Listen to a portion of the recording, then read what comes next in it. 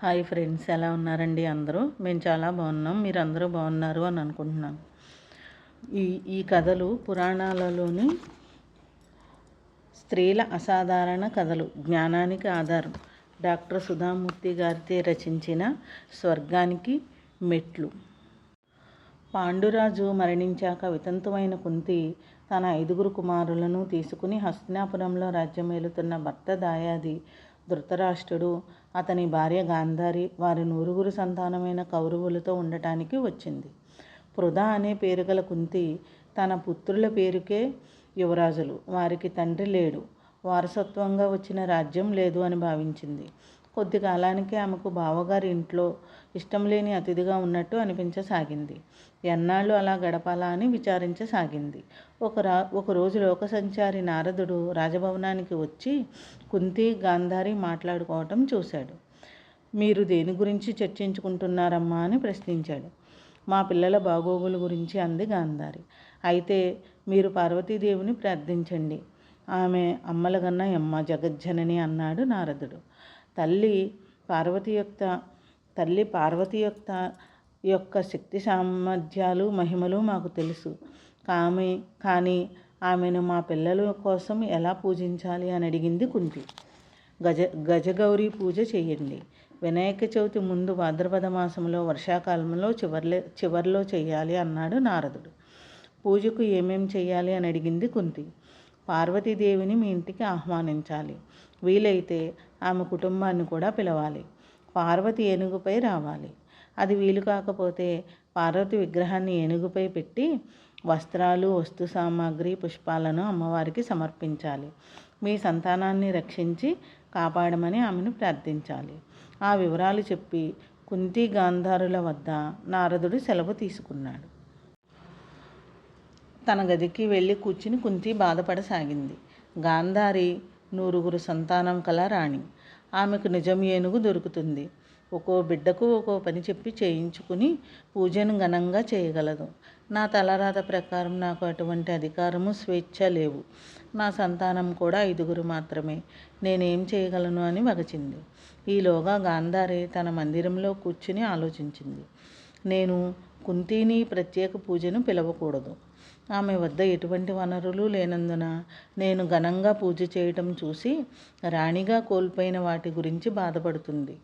ఆమె బాధకు నేను కారణం కాకూడదు అనుకుంది. తాను చేస్తున్నది సరైనదే అని భావించి గాంధారి నిజం ఏనుగుపై పార్వతీ విగ్రహం పెట్టి రుచికరమైన ఎన్నో వంటకాలు, వస్త్రాభరణాలతో ఆడంబరంగా పూజను జరిపించింది. పూజ గురించి వార్త విని కుంతి చాలా నిరాశ చెందింది. గాంధారి నాకు తనతో తూగగల హోదా లేదని, సరిపోనని నన్ను పూజకు పిలవలేదు అనుకుంది. తల్లి దిగులుగా ఉండటం చూసి ఆమె కుమారుల అమ్మ దేని గురించి ఆలోచిస్తున్నావు అన్నారు. ఈరోజు గాంధారి తన 9 సంతానం కోసం గజగౌరి పూజ చేసింది. ఆమెకు సాయం చేసేందుకు చాలామంది పుత్రులున్నారు. అయినా ఆమె పూజ గురించి నాతో చెప్పలేదు, నన్ను పిలవలేదు. నేను కూడా ఆ పూజ చేయాలనుకున్నాను, కానీ మనం ఉన్న పరిస్థితుల్లో ఎలా సాధ్యం? అమ్మ, నీ 5 కొడుకులు 9 కన్నా ఎక్కువ బలవంతులు. ఒక తల్లిగా గాంధారికి పూజలో నిజం ఏనుగు ఉంది. నేను నీకు ఇంద్రుడి ఆస్థానం నుండి ఐరావతాన్ని తీసుకొస్తాను అన్నాడు అర్జునుడు. నువ్వెలా తీసుకురాగలవు నాయనా అంది కుంతి. అమ్మ, నువ్వు దాని గురించి దిగులు పడకు అంటూ అర్జునుడు తన విల్లు, బాణాలు తీసుకుని బయలుదేరి వెళ్ళాడు.